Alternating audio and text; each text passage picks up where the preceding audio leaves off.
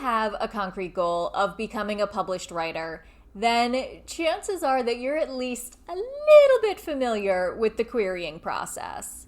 You take your finished manuscript in all of its humble glory, and you distill it down into a carefully crafted 250-word pitch, and then you do meticulous research on the various literary agents in the industry who represent your genre of work, and you send them that carefully worded pitch, and you wait on bated breath for their response.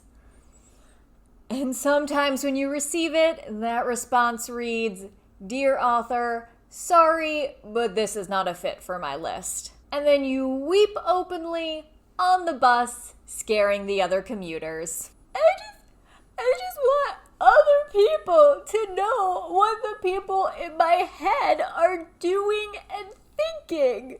What? If you're me, then you have done this process 3 times. I have racked up a seriously impressive number of rejections, like more rejections than a guy with high self-esteem but low self-awareness trying to find a date at a women's networking event. It's crazy. Like 10 more rejections on my stamp card and I become physically bulletproof. So here's hoping.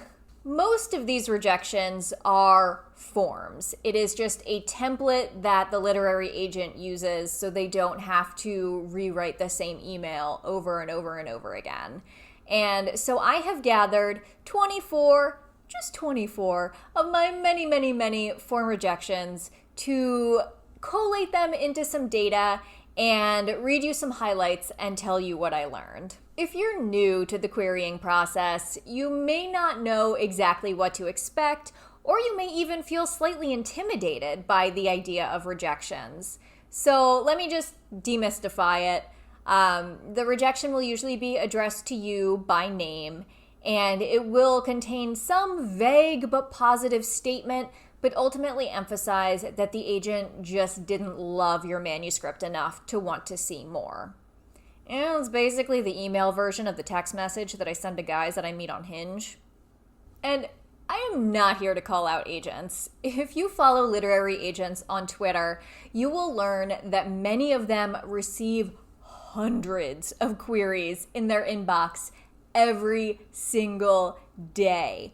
That is insane. They cannot reasonably be expected to reply with custom feedback to every single one of those emails. And if you've been skulking on the perimeters of the industry for as long as I have, you will also learn that reading and responding to queries is actually supposed to be a very small part of a literary agent's job. Their primary responsibility is to their existing clients, and looking for new clients is actually kind of a thing that they do on the side. So, I cannot blame them for using forms at all. This isn't about that. I'm not going to be associating names with any of the forms that I received. Some agents don't respond at all. You just send your query out into the void, waving it bon voyage, never to see or hear from it again.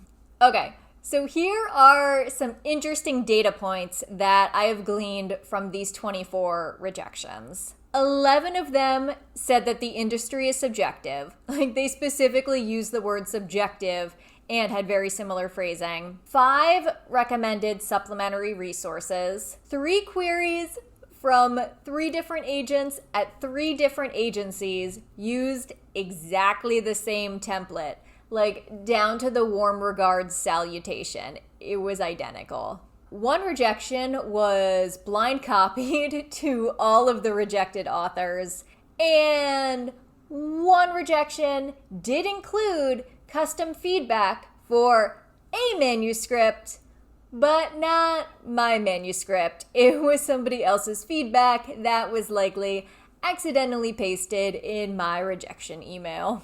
Here are some snippets from the actual rejections. I'm sorry to say that I wasn't connecting as strongly as I had hoped in order to champion the work. I'm so sorry to have to share such disappointing news. The publishing industry is so subjective, so what may not be working for me could be just the thing that another agent is looking for.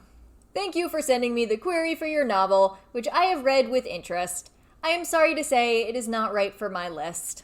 Unfortunately, your beginning just isn't pulling me in the way that I had hoped. I know you've put a lot of time and effort into your project. Take heart. The publishing industry is very subjective, so what may not work for me could be just what another agency is looking for. Many thanks for allowing me to read and consider your manuscript. I'm sorry to say I didn't connect as much as I had hoped. I appreciate you thinking of me and hope you'll keep me in mind should you find yourself with a new project to query. Thank you for the chance to read your submission, which I have considered, but must decline. I hope you will not be discouraged by this reply, as this is a subjective business, and I imagine other agents will feel differently. Thank you so much for your query, but we are going to pass at this time. Unfortunately, the concept and sample pages didn't connect with us as much as we'd hoped. It may not seem this way, but saying no is tough for me.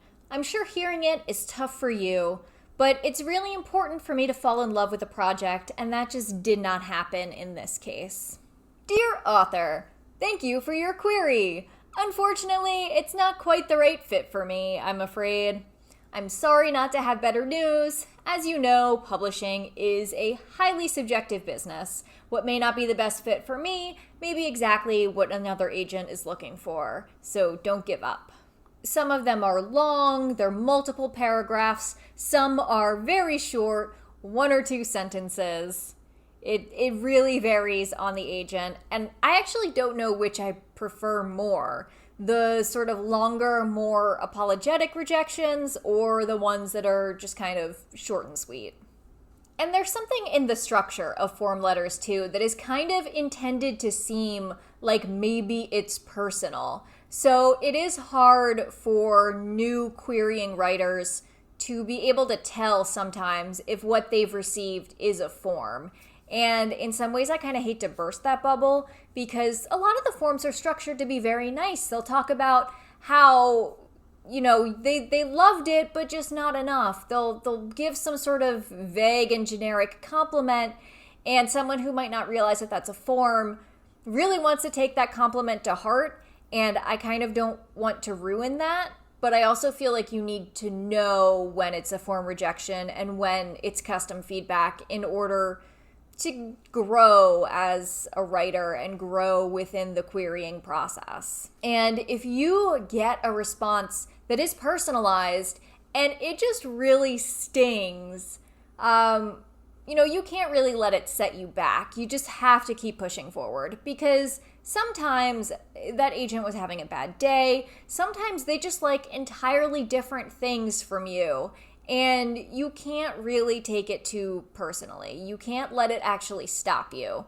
Sometimes you'll get feedback that is critical, but you can look at it and you can see if it's something that would actually help your manuscript overall, and you can take it or leave it, whichever you think would work best for you, but you just can't let it stop you. Sidebar, something that I find helpful when I'm querying is the website Query Tracker.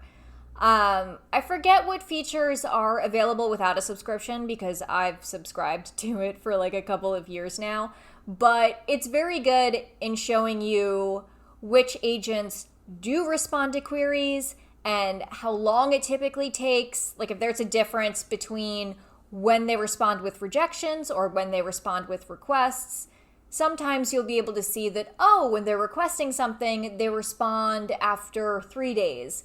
But rejections take them about 2 weeks to send out. So if you haven't heard from them in a week, you can kind of meter your expectations and realize that it might be a rejection. It's really helpful, and it's a larger data set correlation because it comes from the entire community inputting their numbers and inputting the information that they receive from their experiences querying agents.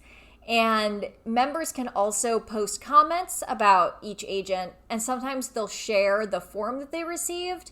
So you can go into those comments and you can kind of figure out if the rejection that you received is personal or if it is just the form. As you can see, query rejections aren't scary. I have gotten a lot of them, and I am sure that I will get many, many more. But as Chumbawamba has taught us, you get knocked down, but you get up again. No one can ever keep you down. And if there's one thing that we've learned from Chumbawamba is that it only takes one hit to become part of the collective pop culture consciousness, just like it only takes one agent to love your work and decide to sign you. You just have to find that one. I can't believe I just used Chumbawamba as a motivational point in a YouTube video. Don't worry, getting query rejections doesn't hurt that much.